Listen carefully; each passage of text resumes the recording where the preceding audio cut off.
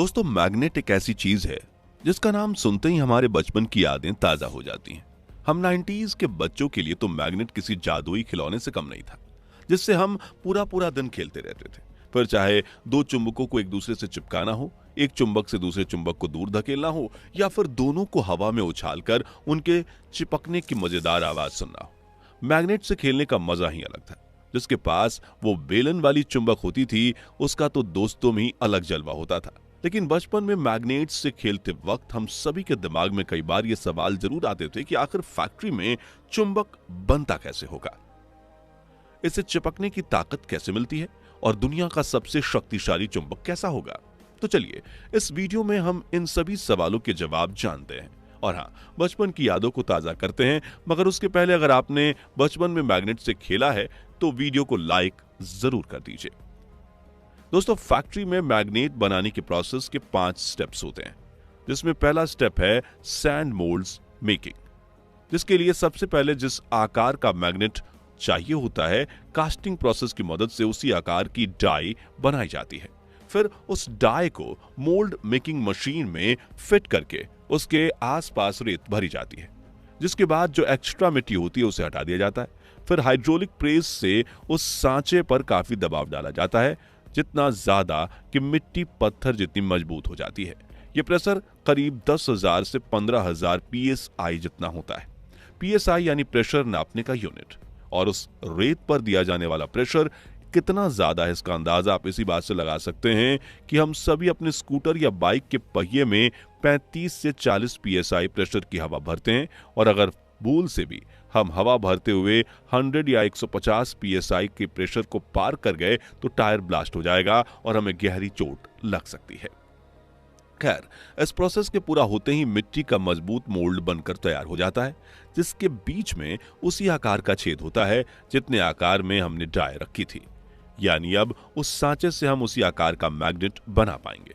चलिए अब बढ़ते हैं दूसरे स्टेप की तरफ, जो है मेल्टिंग।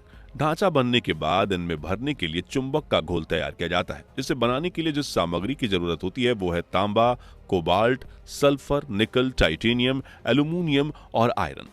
इन सभी धातुओं को एक भट्टी में डालकर करीब 1600 डिग्री सेल्सियस तक गर्म किया जाता है, जिससे ये सभी पिघलकर लावा फॉर्म में आ जाते हैं।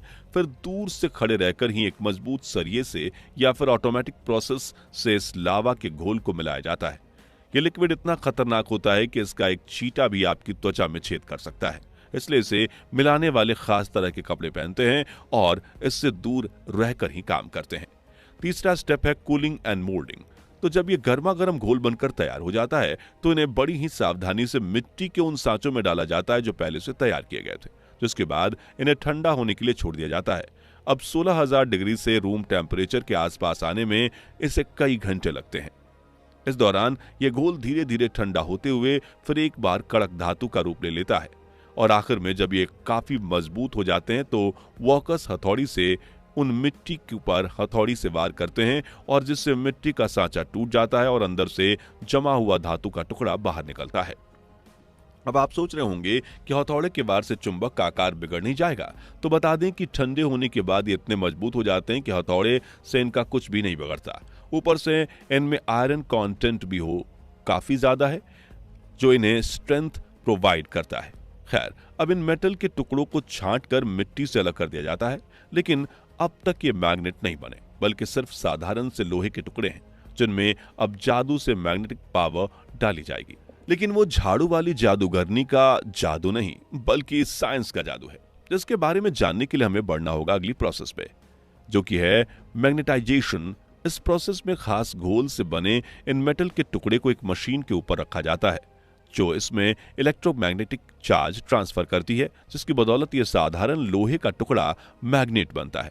खैर, इस प्रक्रिया में मशीन पर चुंबक रखकर नॉर्थ और साउथ पोल की तरफ से करंट भेजा जाता है, जिससे इसकी सोई हुई चिपकने की शक्तियां जाग उठती हैं और अब ये प्रॉपर मैग्नेट में कन्वर्ट हो जाता है। लेकिन इसे पैक करके आगे भेजने से पहले एक और स्टेप बाकी है, और ये आखिरी स्टेप है फाइनलाइजिंग। तो बचपन में बेलन वाली चुंबक के साथ खेलते हुए आपने एक बात नोटिस की होगी कि वो काफी स्मूथ होते हैं, और उन्हें ऐसा बनाने के लिए ऑटोमेटिक मशीन से ग्राइंड किया जाता है। वहीं किसी स्पेशल केस में महंगे मैग्नेट को सालों तक कट लगाने से बचाना हो तो उस पर कोटिंग भी की जाती है। इस तरह हम सभी के बचपन का पसंदीदा खिलौना यानी चुंबक तैयार हो जाता है, जिसपे आप दो चुंबक को एक दूसरे के पास खींच सकते हैं और बोर हो जाने पर उल्टा करके उसे धकेल भी सकते हैं। ठीक वैसे ही जैसे आजकल जेन जी कपल्स एक दिन में ब्रेकअप करते हैं और दूसरे दिन में पैचअप। दोस्तों, हम सभी बचपन में बेलन वाले चुंबक से मजे के साथ तो खेलते थे। कभी उसे बेंच के नीचे लगा देते थे, कभी दो चुंबक को उछालकर हवा में उन्हें टकराकर चिपकाने की मजेदार आवाज सुनते थे, तो कभी चुंबक के आसपास रेत के आयरन पार्टिकल्स को चिपका देते थे, फिर अपने दोस्त को कहते थे कि देख, चुंबक पर रेत भी चिपकती है। अब तो ये हमारे लिए सिर्फ एक खिलौना हुआ करता था, लेकिन आज इसका इस्तेमाल इलेक्ट्रिक मोटर, इंजन से लेकर हाई ड्राइव तक काफी जगहों पर होता है। और आज विज्ञान ने इतनी शक्तिशाली चुंबक भी बना लिए हैं जो एक दूसरे के साथ चिपकने की कोशिश में खुद के ही चित्रे उड़ा देती है। और ये है नीआयोडीनियम मैग्नेट, जिसे दुनिया का सबसे शक्तिशाली मैग्नेट कहा जाता है, जिसकी मजबूत जोड़ पानी में भी ना छूटे। जैसे कि यहाँ दो नियोडियम मैग्नेट्स एक दूसरे की तरफ जा रहे हैं और एक दूसरे से आकर्षित होकर इतनी जोर से टकराते हैं कि इन दोनों के टुकड़े टुकड़े हो जाते हैं। ये मैग्नेट इतने ज्यादा ताकतवर होते हैं कि अगर इनके बीच कोई उंगली रख दे तो उसके भी चीथड़े उड़ जाएं। जैसे कि यहाँ इस साइंटिस्ट ने इनके बीच नकली हाथ रखकर जब मैग्नेट को छोड़ा तो वैक्स से बनी वो नकली उंगलियां बुरी तरह से पिचक गईं। जी हाँ, ये नकली उंगलियां ही हैं और इस साइंटिस्ट का हाथ बिल्कुल सही सलामत है। आप ही देख लो। खैर, हमारे कहने का तात्पर्य यह है कि इस तरह के मैग्नेट हंसी मजाक में खेलने के लिए इस्तेमाल करने के लायक बिल्कुल नहीं है, बल्कि इससे जितना दूर रहा जाए उतना बेहतर है। वहीं दोस्तों, जिस मिट्टी में आयरन की मात्रा ज्यादा होती है वो मैग्नेटिक सैंड की तरह रिएक्ट करती है और ताकतवर चुंबक के आसपास चिपक कर कुछ ऐसे नुकीले कांटे बना देती है जो दिखने में काफी दिलचस्प लगते हैं। जैसा कि यहाँ इन जनाब ने घर पर ही मिट्टी से आयरन पार्टिकल्स मिलाकर मैग्नेटिक सैंड बना दी, जो ग्लास बाउल के बाहर वाले चुंबक से आकर्षित होकर मजेदार डिजाइन बना रही है। आखिर में दुनिया के सबसे ज्यादा इस्तेमाल किए जाने वाले मैग्नेट की बात करें तो वो है इलेक्ट्रोमैग्नेट, जिनका इस्तेमाल ज्यादातर इलेक्ट्रिक मोटर्स में किया जाता है, जिसके लिए खास प्रकार से बनाए गए मेटल्स के आसपास कॉइल लपेटी जाती है और फिर जब उस कॉइल में से इलेक्ट्रिक करंट पास किया जाता है तो वो मेटल अपने आसपास मैग्नेटिक फील्ड बनाता है और एक इलेक्ट्रोमैग्नेटिक की तरह काम करता है। तो तब तक किसी मेटल को अपनी तरफ आकर्षित कर सकता है जब तक उसकी नसों में यानी कॉइल में बिजली पास होती रहेगी।